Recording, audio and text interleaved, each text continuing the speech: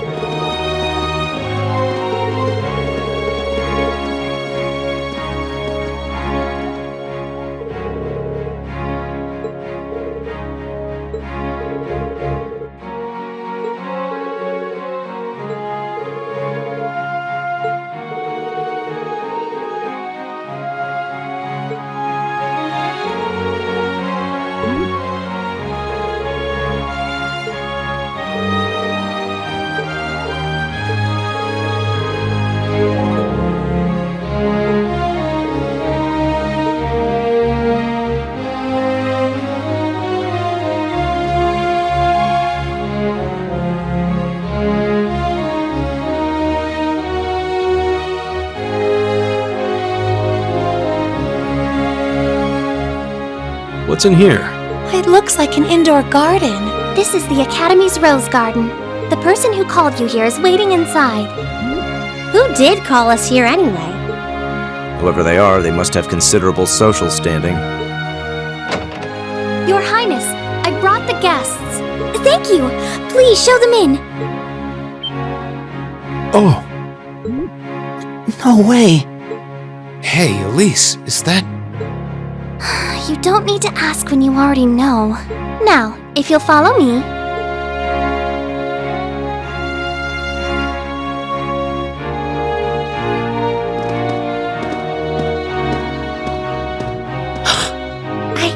I knew it!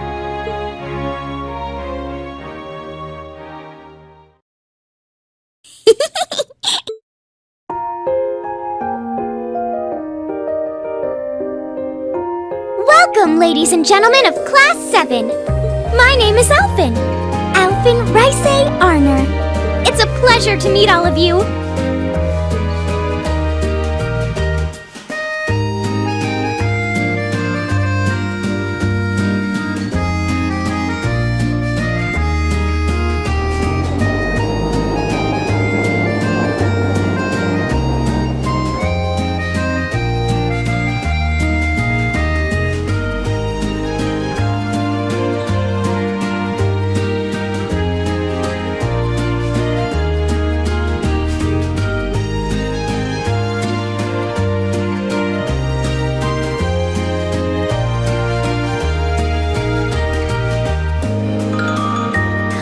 Elise, cheer up! I'm sorry, alright? I was only trying to tease you a little. Don't you have something you wanted to discuss with everyone? Please, go right ahead. Well, that aside, it's been a long time since I last saw both of you, Eustace and Laura. I'm glad to see you're both well. Likewise, Your Highness. You've become even more fetching since we last met. Aw, thank you! I was rather hoping that you'd decide to enroll in St. Estrella too. But it seems you chose to attend Thor's after all. Well, I've committed myself to following the way of the sword, and Thor's gives me a place to hone my skills. I apologize for not being able to live up to your expectations. First I lost Angelica to Thor's, then you too. Perhaps I should just transfer there next year myself. Your Highness. Got you to look!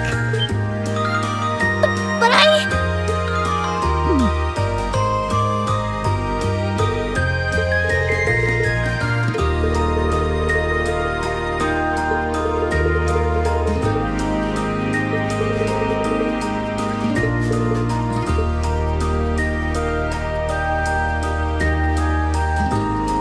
don't worry about me. While I still have much to learn before I feel like I deserve my status among the nobility, I've been blessed with wonderful friends, and I'm enjoying life here at the Academy.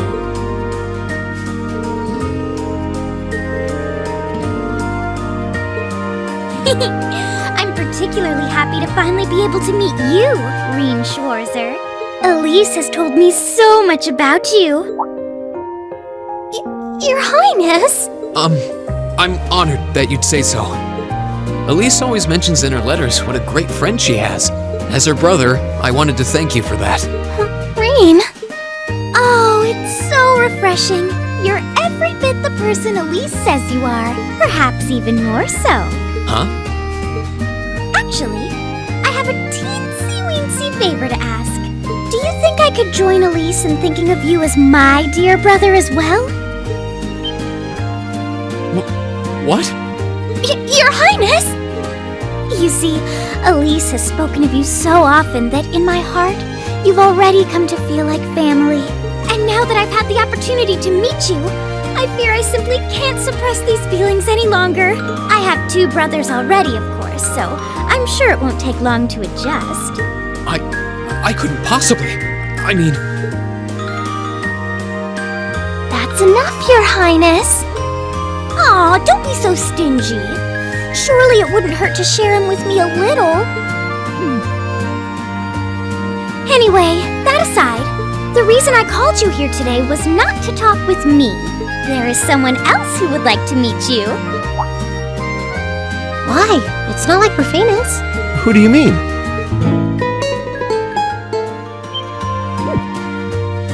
Hey, isn't that... A guitar? No, a lute? Oh, it seems he's arrived. Oh, I apologize for keeping you waiting.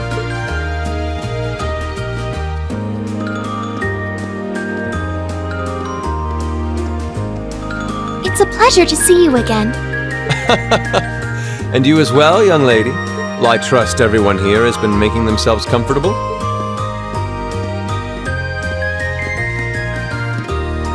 Who's this guy? I'm not sure, though I feel like I've seen him somewhere before. I serve as a music instructor in the hallowed halls of this fine academic institution. In truth, I am ever on the hunt for that elusive mayfly we call love. But that might raise eyebrows at a girls' school. But whose pulse would not quicken wandering into this untainted cloister of dew-eyed maidens? Ah, the romance. Could he be? I think that's quite enough. Any more of that and our guests may start edging toward the exit. Ah, I can always count on you to never miss a beat, my dear sister. Oh, wait. So this is... Whoa. Indeed.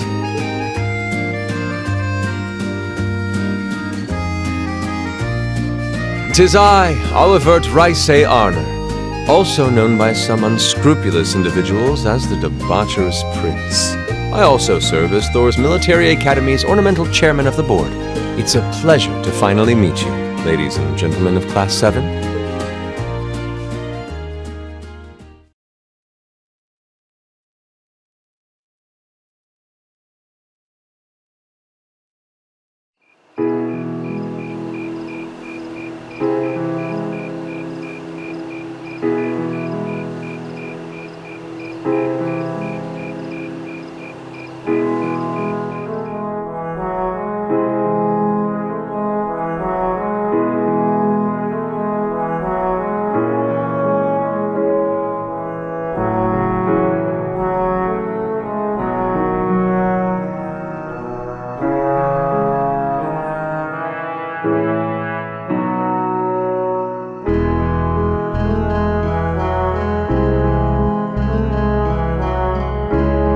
To admit, I was surprised to learn that you're the chairman of the board of directors, Your Highness. I'd heard that the chairman was a member of the imperial family, but still. I'm not surprised. Who would expect the infamous prodigal son to chair a committee at a prestigious academy like Thor's? I suppose it's not surprising they'd rather keep it hushed up, though. It wouldn't exactly be great for the school's image. That's surprising. surprisingly forthright coming from you. Is it really true, though?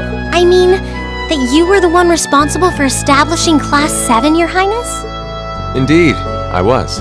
You see, it's always been a tradition that a member of the Imperial family serves as chairman of the board. At first, I wore the title in name only, but I had a change of heart after my vacation in Liberl 2 years ago.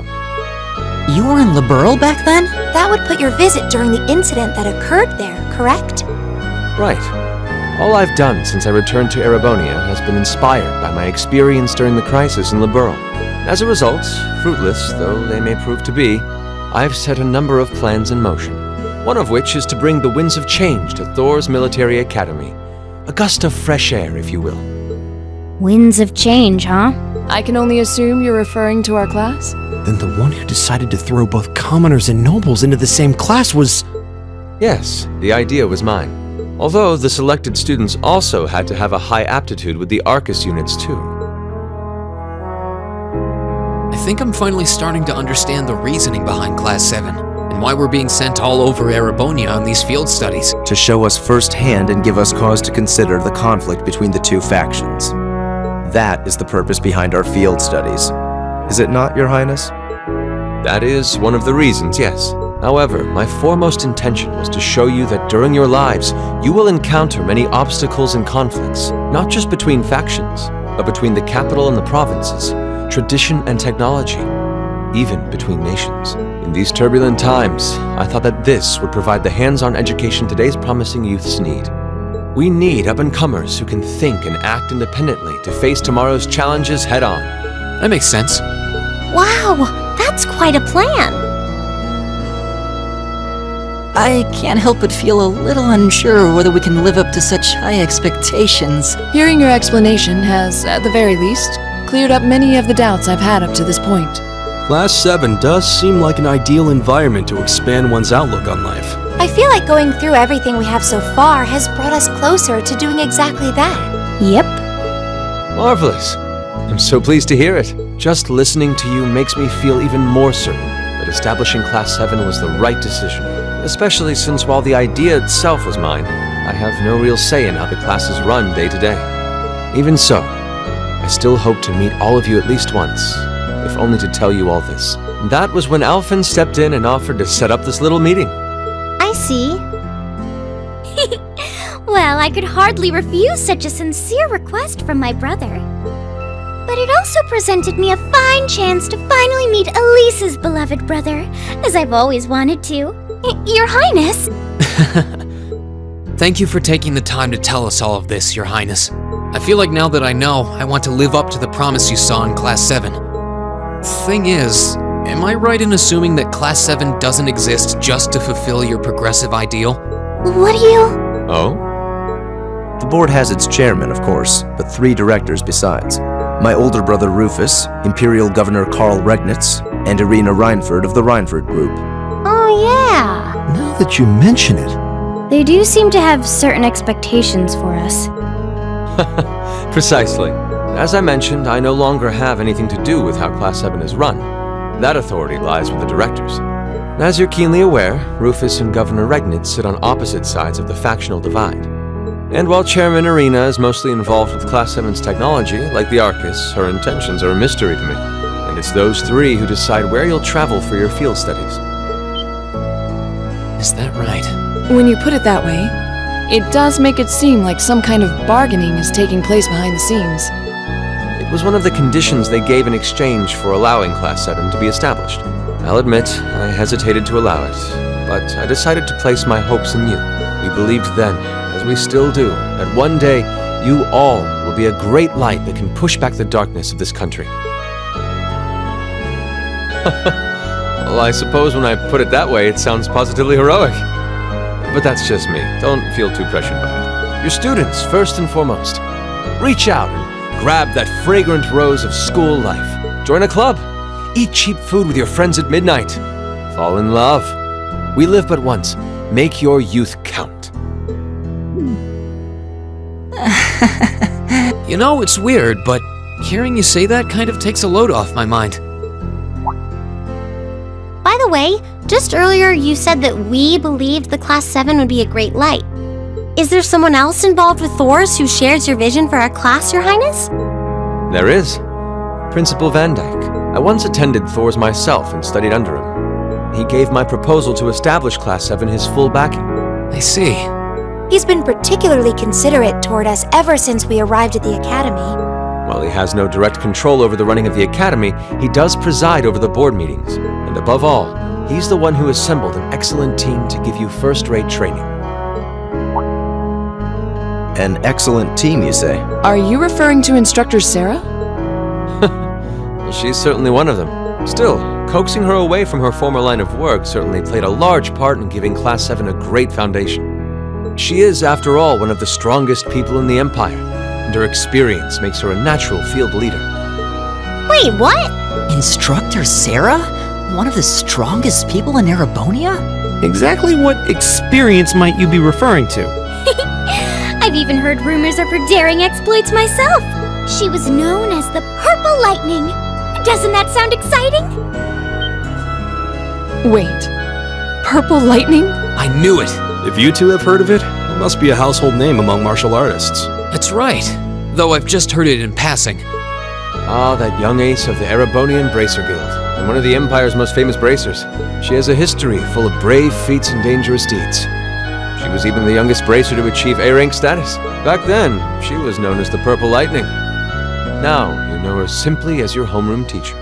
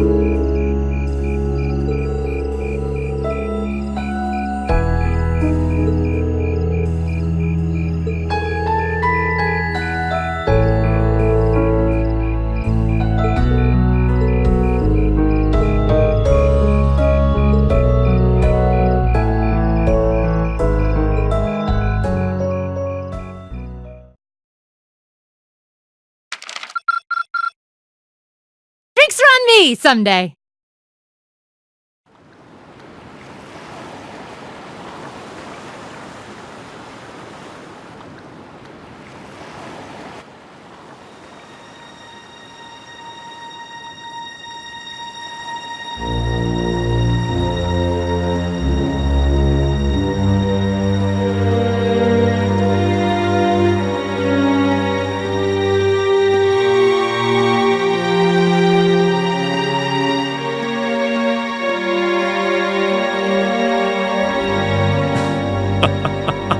The time is finally at hand. At last, the hammer of judgment shall rouse this indolent capital from its slumber.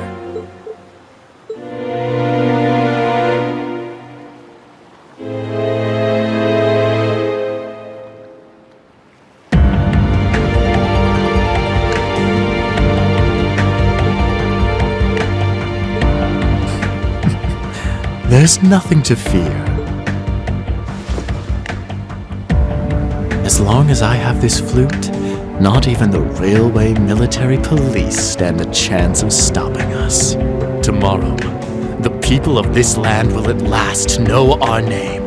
My dear comrades, I shall be counting on you all